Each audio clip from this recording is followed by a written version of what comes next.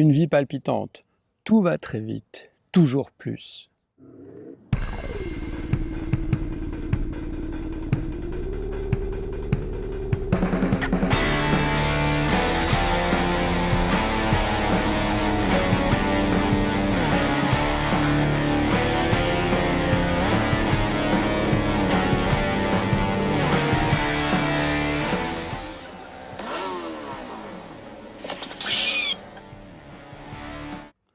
Nous avons une propension naturelle à sans cesse ajouter à notre vie.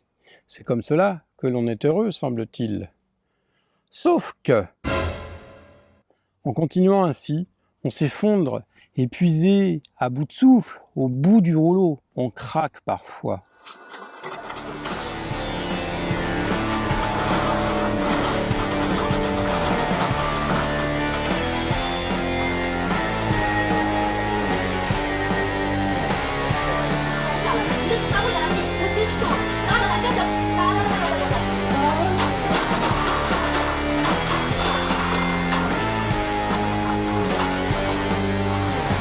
C'est un leurre. Ce n'est pas ce qui nous rend heureux, joyeux, détendus, reconnaissants. En courant en 1000 lieues, après 1000 lièvres, dans 1000 directions, en nous escrimant auprès de 1000 projets, pour 1000 éphémères succès, nous parvenons parfaitement à nous épuiser complètement, à nous effondrer intérieurement. Mais c'est une bonne nouvelle. C'est surprenant, mais lorsque l'on touche le fond, c'est plutôt bon signe. Passé l'émoi et l'effroi, une nouvelle compréhension peut faire jour. Une nouvelle compréhension de la vie nous ouvre les bras. Alors, si c'est le bon moment pour toi, regarde bien cela. Courir jusqu'à s'en épuiser, jusqu'à chuter, nous l'avons tous fait. Je l'ai fait, tu l'as fait. Ma vie était vide de sens. Lorsque j'ai eu un premier enfant, je me suis demandé ce que je voulais lui offrir. Je ne savais pas. J'ai cherché. Après bien des errements, j'ai trouvé un équilibre satisfaisant. C'est pour cela que je voudrais te parler du slow living. Peut-être te reconnaîtras-tu dans ce mouvement. J'ai adopté ce style de vie depuis plus de 10 ans. Et franchement, pour rien au monde, je ne retournerai dans ma vie d'avant. Mais qu'est-ce que c'est alors ?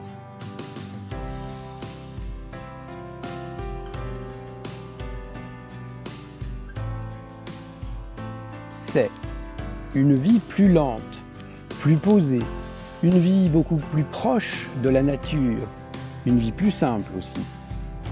C'est prendre plaisir à cuisiner, choisir et respecter les fruits, les légumes, connaître les producteurs, en cultiver peut-être une partie par soi-même, écouter les oiseaux, faire une sieste dans le jardin.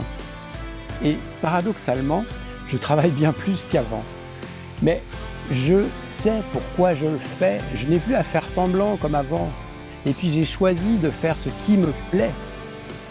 Le slow living, ça permet d'avoir une connexion différente avec sa compagne ou son compagnon, avec ses enfants, avec ses amis. Choisir un rythme de vie différent, oui, c'est possible. Cela demande un peu de courage. Car peut-être qu'au fond, on court après le vent pour éviter de regarder à l'intérieur de nous. Un peu flippant ce nous. Que sommes-nous ? Je connais des gens, peut-être toi aussi, qui ne se sont jamais posé la question. Ils n'ont jamais loupé leur émission à la télé depuis près de 25 ans, mais jamais ils n'ont eu le temps, enfin jamais ils n'ont pris le temps de s'asseoir tranquillement pour écouter le temps qui passe, pour goûter la caresse du vent et s'émerveiller devant la nouvelle lune ou la myriade d'étoiles qui nous renvoient à l'humilité de la vie et à son miracle aussi, le miracle d'être humain. En allant dans cette direction, on crée la paix en nous, parfois pour la première fois de notre vie. Et quand la paix est en nous, elle se propage autour de nous. En cessant d'être parfait, en appréciant notre finitude, nos imperfections, on retrouve goût à la vie, on respecte la nature. et on devient une bien meilleure compagnie pour soi et pour autrui. Mais le slow living repose sur un ancêtre bien plus ancien. Je parle de l'antique art du wabi-sabi qui traverse les siècles depuis plus de 1000 ans. Peut-être que tu seras heureux de récupérer mon guide pour faire tes premiers pas vers le wabi-sabi, mais surtout vers toi. Et une fois que tu auras récupéré ce guide gratuit, retrouve-moi ici.